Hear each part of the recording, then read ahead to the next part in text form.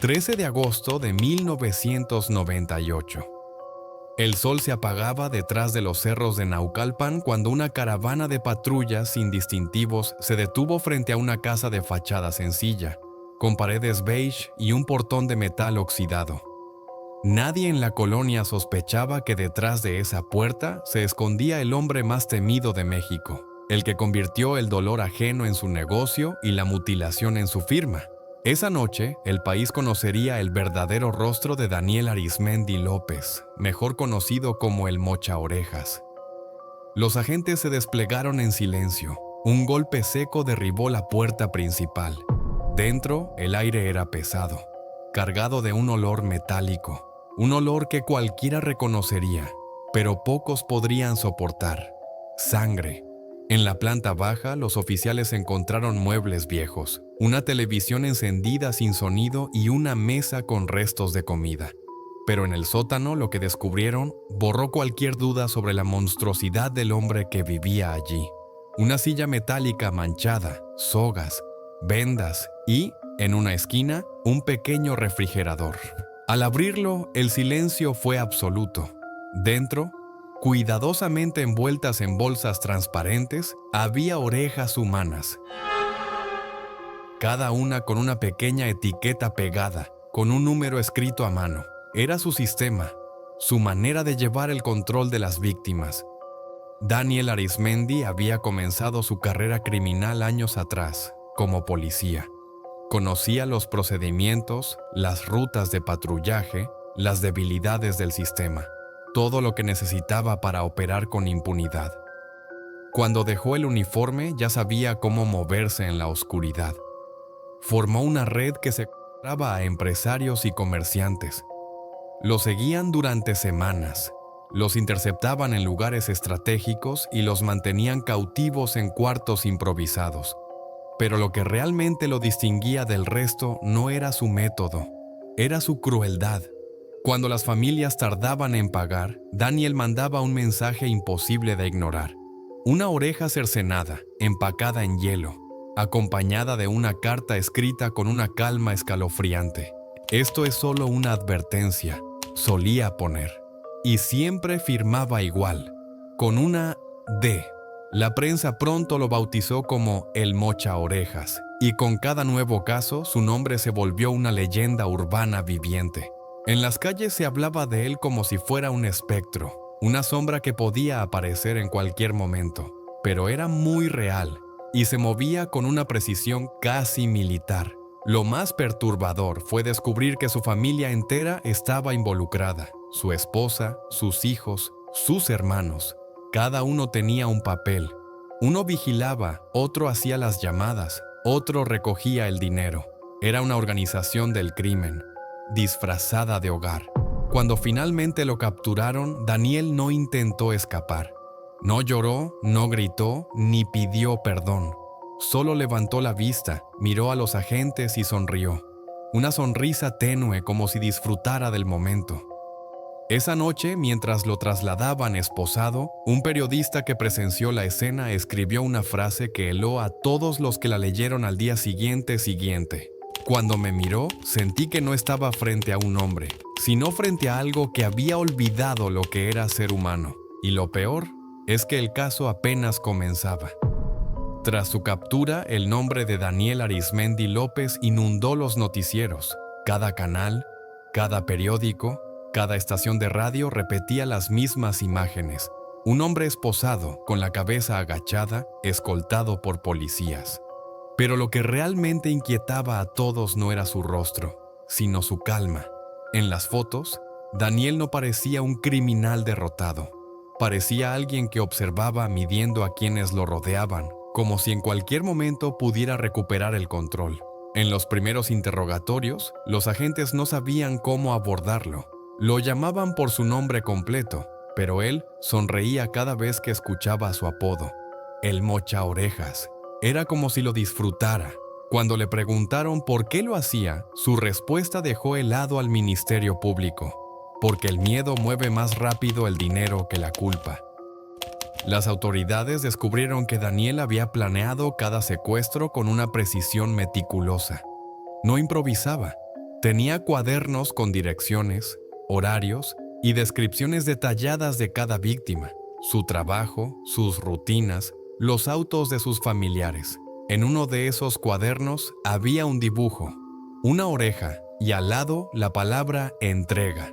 El expediente reveló que Arizmendi tenía al menos 19 secuestros confirmados, aunque él mismo admitió haber cometido muchos más. Afirmó que sus víctimas eran ricas que no sabían valorar lo que tenían. Una justificación vacía para esconder lo evidente. Disfrutaba el control, el poder que le daba hacer sufrir. Durante las redadas en sus propiedades, la policía halló algo aún más perturbador. Grabaciones, cintas de audio en las que podían escucharse las llamadas que hacía a las familias. Su voz era baja, calculada, casi tranquila, pero detrás de cada palabra había un veneno que destrozaba a quien lo escuchaba. En algunas cintas incluso se oían los sollozos de las víctimas suplicando por su vida mientras él les ordenaba que pidieran el rescate por teléfono. Una de las grabaciones más escalofriantes fue la de un empresario que rogaba por no ser mutilado. En el fondo se escuchaba el ruido metálico de una herramienta encendiéndose. Y después, nada más. Los peritos que analizaron el audio no pudieron terminar de escucharla. Uno de ellos, según se cuenta, abandonó la sala de evidencias y renunció esa misma noche. El impacto mediático fue tan grande que por semanas México entero vivió con miedo. Nadie se sentía a salvo. Las familias cambiaban sus rutas, los empresarios contrataban guardaespaldas, los niños eran llevados a la escuela por choferes. La paranoia se había instalado. Y mientras el país exigía justicia, Arizmendi parecía disfrutar su notoriedad. En prisión se mostraba altivo, incluso amable con los reporteros que lo visitaban. A uno de ellos le dijo algo que jamás fue publicado oficialmente, pero que años después se filtró en una entrevista no autorizada. Ustedes creen que me atraparon, pero no entienden, yo solo soy uno de muchos. Esa frase se volvió un eco que nunca desapareció del todo. Porque tras su caída, empezaron a aparecer casos similares. Misma metodología, mismo mensaje, misma firma. Y muchos se preguntaron si de verdad habían capturado al verdadero mochaorejas. En los meses siguientes a su captura, el juicio de Daniel Arizmendi López se convirtió en un espectáculo mediático. Cada audiencia era cubierta por decenas de periodistas, cámaras y curiosos que querían ver de cerca al hombre que había sembrado el terror en todo el país. Detrás del vidrio, esposado, Arizmendi parecía disfrutarlo. Observaba a todos con esa mirada vacía, fija, como si estuviera estudiándolos. Durante el proceso, las declaraciones de las víctimas sobrevivientes y los familiares de quienes nunca regresaron fueron estremecedoras. Uno de ellos, un empresario que logró escapar después de semanas de cautiverio, relató entre lágrimas cómo el sonido de una puerta metálica abriéndose lo hacía temblar. Dijo que lo que más le aterraba no era el dolor físico, sino la voz de Daniel, calmada, educada, casi amable, antes de cada castigo. La defensa intentó pintarlo como un hombre enfermo, alguien dominado por una infancia violenta y la corrupción policial. Pero las pruebas eran abrumadoras: dinero en efectivo, vehículos, casas, armas, joyas, videos, audios y aquella libreta, esa que contenía una lista de nombres, direcciones y números, algunos tachados, otros escritos con tinta roja. Lo más inquietante fue descubrir que varios de esos nombres jamás fueron reportados como secuestrados, ni encontrados.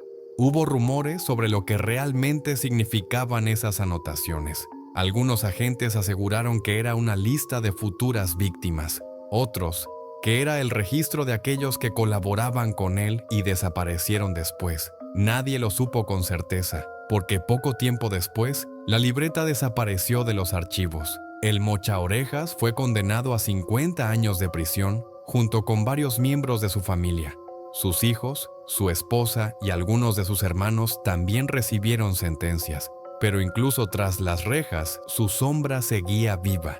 En distintas partes del país comenzaron a registrarse nuevos secuestros con el mismo patrón, las mismas amenazas, las mismas orejas enviadas en paquetes fríos. La policía los atribuyó a imitadores, a delincuentes inspirados por la fama del caso. Sin embargo, dentro del penal de máxima seguridad, un custodio juró haber escuchado algo que nunca reportó oficialmente. Dijo que una noche, mientras hacía ronda, escuchó a Arizmendi hablando solo en su celda. Murmuraba nombres, direcciones y fechas futuras. A la mañana siguiente, el custodio pidió su traslado. Nunca volvió a trabajar en el sistema penitenciario. Con el paso de los años, el rostro del mochaorejas se desvaneció de la televisión, pero su historia siguió viva en los pasillos de las comandancias, en las charlas entre policías veteranos y en los susurros de los barrios donde la gente todavía recordaba los paquetes que llegaban con olor a hielo y sangre. Algunos aseguran que su red nunca fue completamente desmantelada, que todavía hay quienes operan bajo las mismas reglas que él impuso, y que los nombres escritos en aquella libreta siguen marcando destinos. Porque en México el miedo a veces no muere con el monstruo, solo cambia de rostro. Si quieres conocer más historias aterradoras, suscríbete a Archivo 33.